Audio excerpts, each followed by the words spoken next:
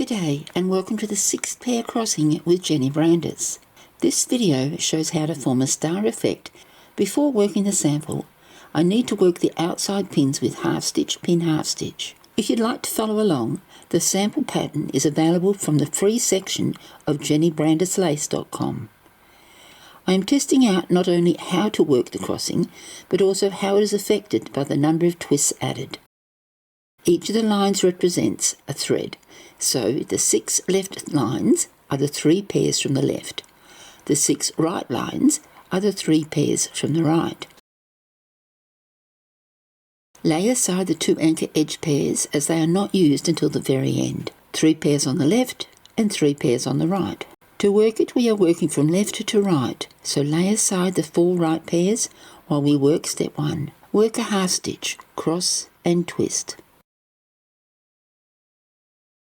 Lift the 2 right bobbins, move the next bobbin under them and then over the 2 left bobbins. I'll show you that again. Cross twist in the start. Use the next right bobbin, under, then over. Bring in the next bobbin, over 2 and lay down. This gives us 3 bobbins to the right and 3 bobbins to the left. Moving to the top right pair, bring the first bobbin under 3 and over the left 3 before laying it down. Now we bring in the pair to that bobbin, over the 3 bobbins and lay it down. Bring down the next pair on the right. Carry the first bobbin under 4 and then over the other 4 before laying it down. Now the other bobbin goes over the 4 and is laid down. Working the last pair on the right. Under the 5 bobbins, then over the 5 and lay down. The last bobbin comes over the 5 to the centre and lay it down, put up the pin. That's the top half done. Now we're going to move all of the left bobbins into place on the right side. Thus we will rejoin the pairs. First we will separate the right bobbins to make room to place the others as we work.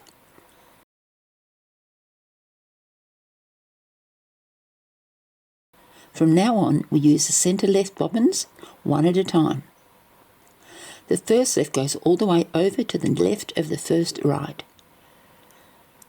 You can pin that aside now if you wish.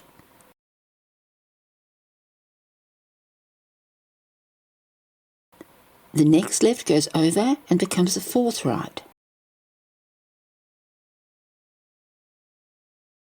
The next left goes over and becomes the 6th right.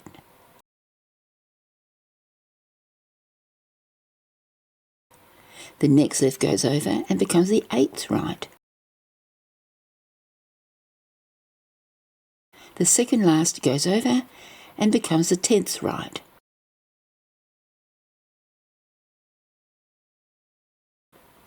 Which leaves 11 and 12 together on the left. That has brought all the pairs back together, so now we add a twist on each of the pairs. To close the sample, we work half stitch, pin half stitch down the anchoring row of pins. The sample pattern sheet is available from the free section of jennybrandis.com. In this sample, I used different numbers of twists to see how that affected the overall appearance of the stitch. I used 1 in the top, 2 in the second, 3 in the third, and 0 in the last. There are also other patterns for you to practice the same crossing using more pairs, again using the same technique.